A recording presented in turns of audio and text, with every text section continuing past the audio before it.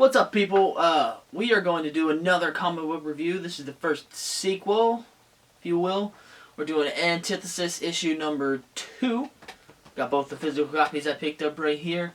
Not a whole lot to say. I know I said I was going to do the CGC video next, but I'm not sure how I'm going to do that one yet. So we're just kind of doing another review and then, working on how we're going to get that one done eventually. But I don't have a whole lot else to say about it, so let's just get into reviewing Fantastic Four Antithesis issue number 2. Alright, so we do it the same way every time. It's art, we do the story, and then we do the review. So, not a ton to say on the art this time. It's Neil Adams.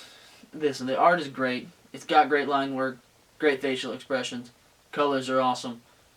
The world, the alien planets and worlds, and it's good art. It's Neil Adams. I don't know what else to tell you. It's fucking fantastic. Alright, anyways, yeah, they did have another of the opening page. The first issue, they had that first big splash of Annihilus. This time it's Galactus. So, hopefully we keep getting those. Those are really awesome.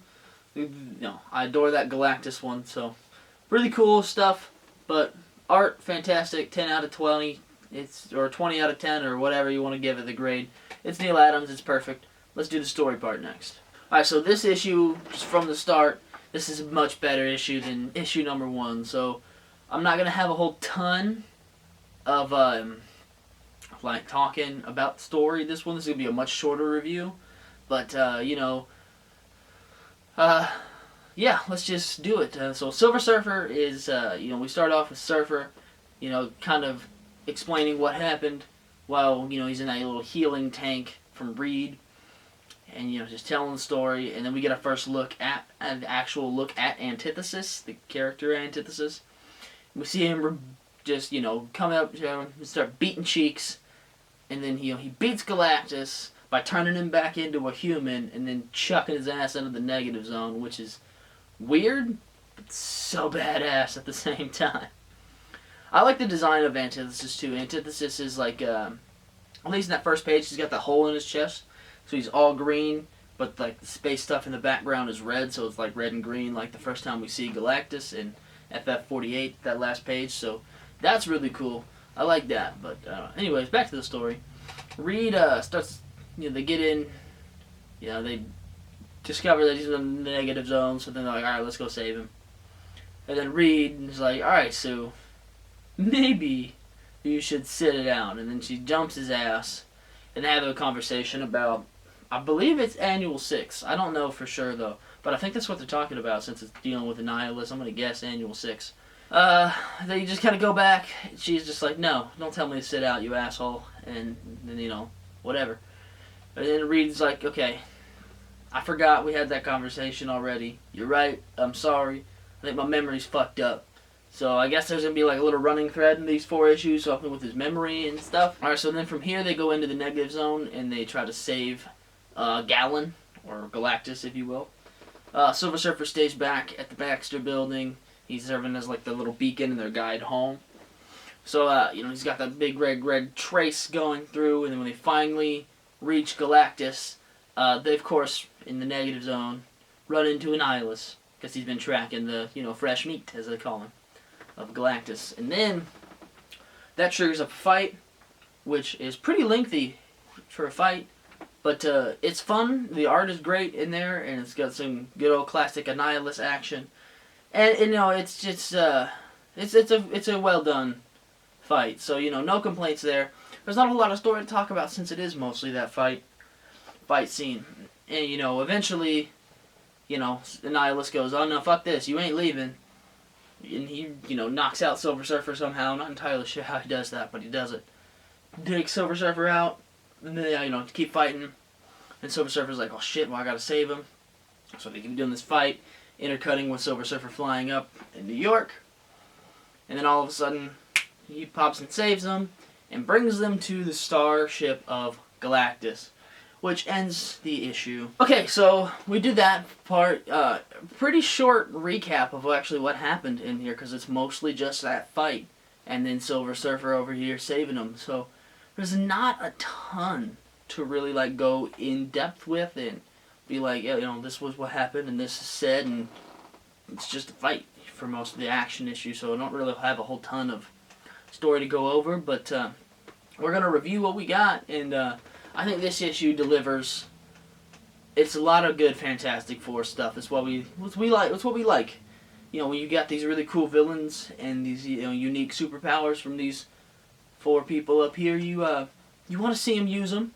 Something they have never really done well in the 4 attempts of the films. So you get a good comic books like this. This is how you do it.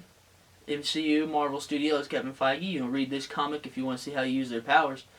I didn't really love issue 1, but this one is great. It's got a lot of callbacks like the FF48 colors for Antithesis. That callback to the conversation that they might have had in Annual 6. In Human Torch, Johnny at the end says, he's like, oh no, I've been here.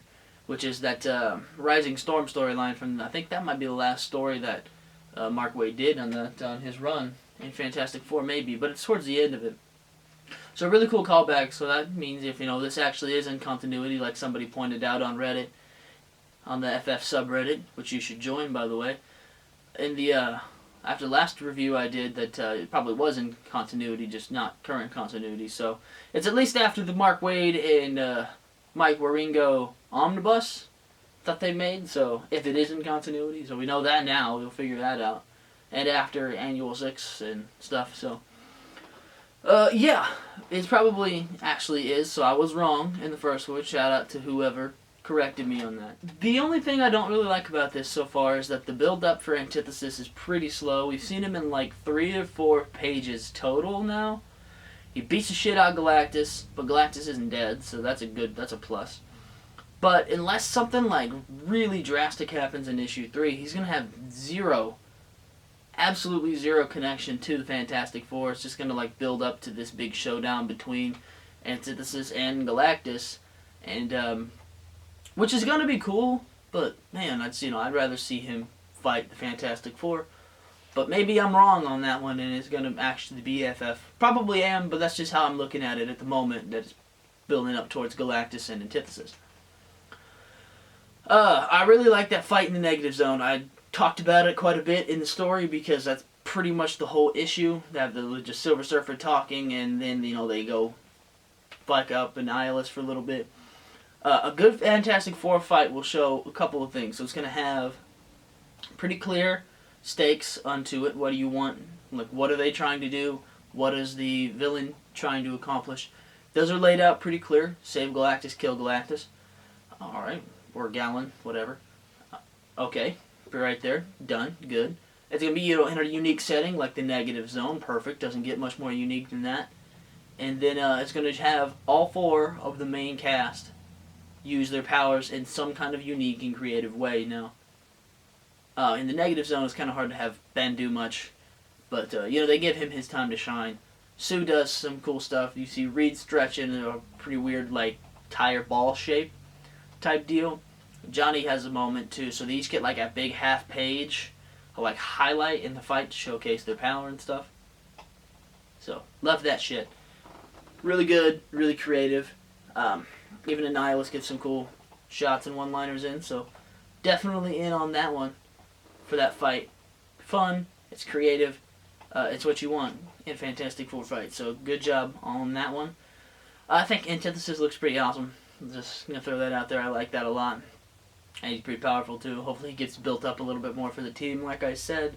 Overall, I think this issue is a big step up from issue number 1. I want to give it a 4 out of 5. A fantastic 4 out of 5, I should say. Go ahead and close that out. So that's going to do it here. A little bit shorter, hopefully a lot less rambling than what we've been doing with these single issue reviews. So I hope you enjoyed, and I appreciate it if you did watch it all the way through. Join the FF subreddit, and see you next time.